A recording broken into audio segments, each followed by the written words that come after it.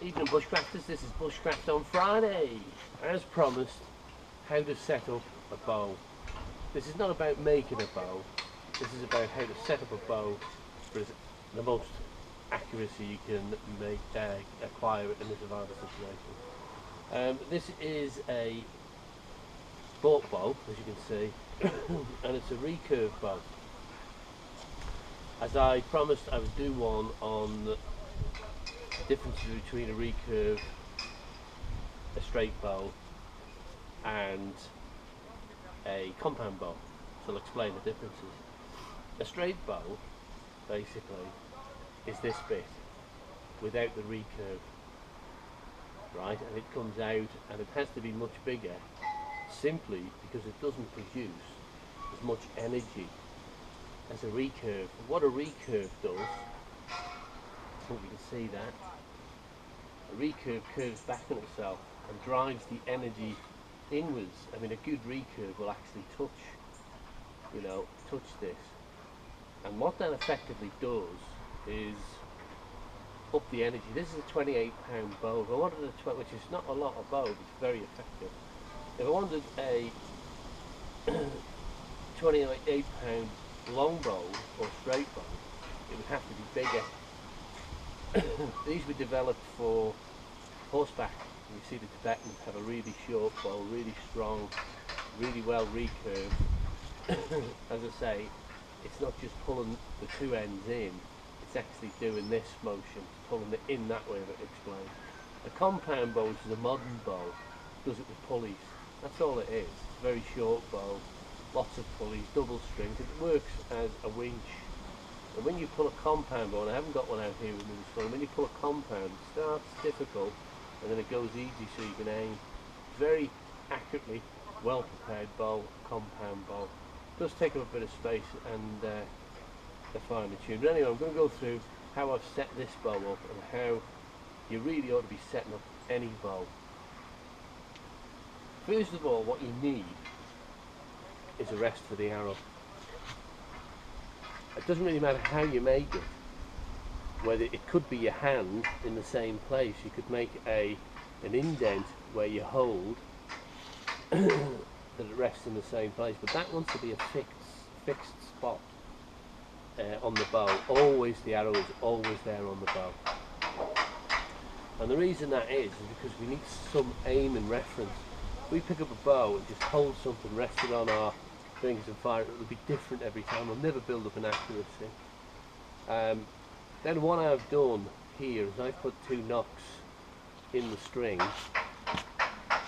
so that I can rest the arrow in. Just the right way round.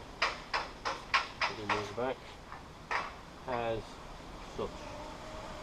So that arrow is set up in that bow the same way every time.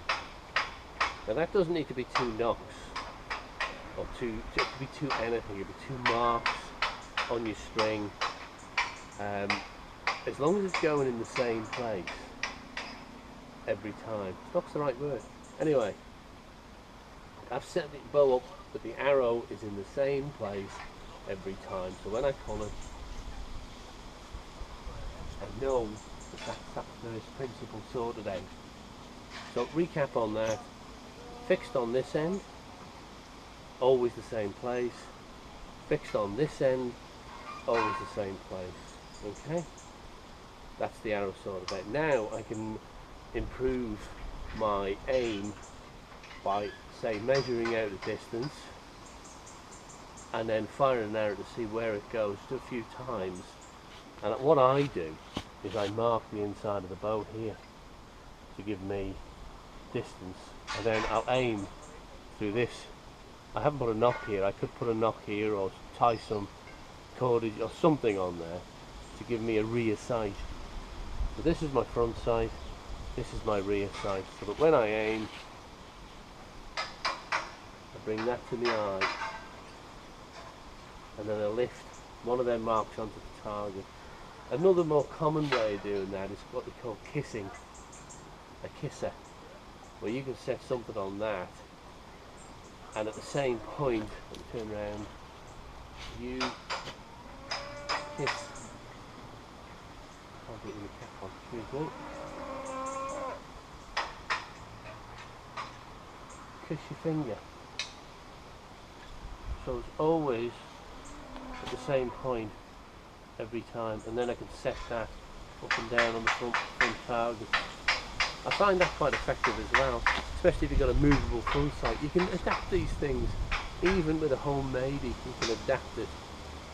But it's all about setting up and practicing your bow, basically.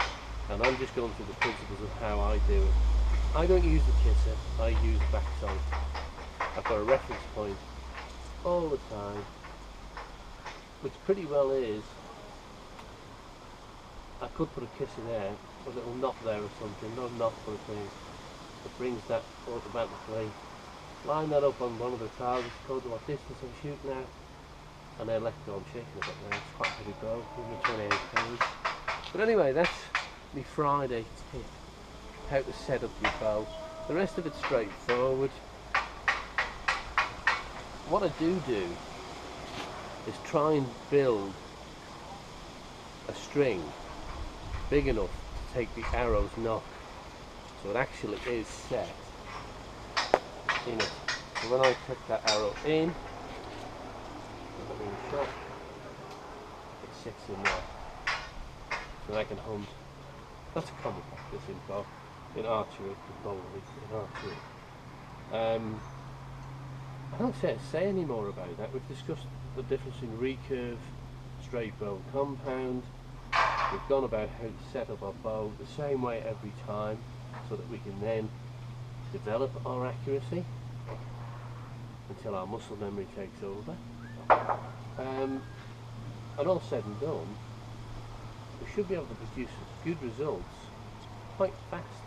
Go out into your back garden with your bow, set it up like this, and I can assure you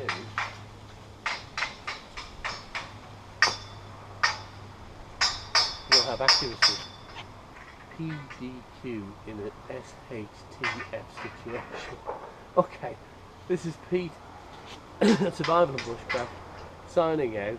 Excuse about the noise, I'm actually doing this at home and there's scaffolding going on down the road.